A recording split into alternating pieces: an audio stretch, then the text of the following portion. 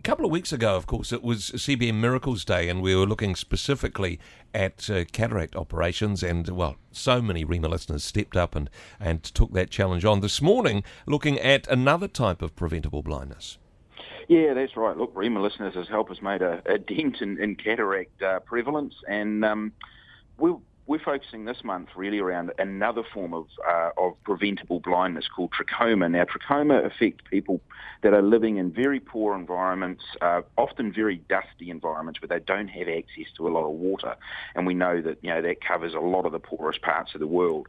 And trachoma is an infection that gets into the eye, and if someone contracts it, what will happen is very slowly then, this is a bit gruesome, sorry guys, but their eyelids start to turn in, the eyelashes start to scratch, and I don't know if you've ever had an eyelash in your eye, it's pretty irritating. Just imagine that permanently as the eyelashes are turned in and start to scratch the eye, causing you to go permanently blind.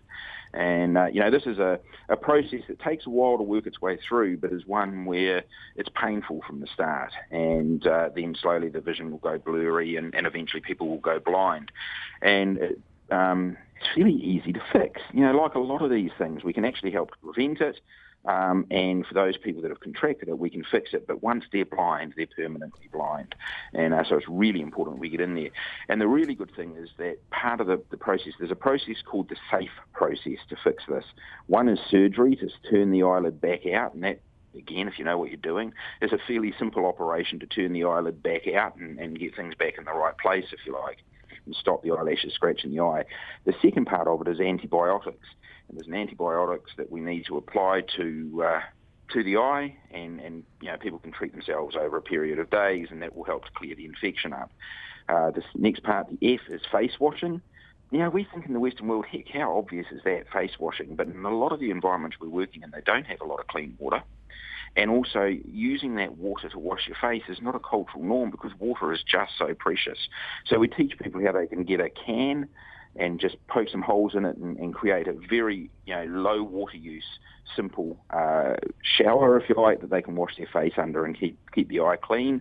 And then E is working on the environment, making sure that they've got latrines or they're using safe practices around toileting, making sure the environment is hygienic around them so that we reduce the risk of others being infected with trachoma. And the drug that we need for the antibiotics is so often the most expensive part of the whole program.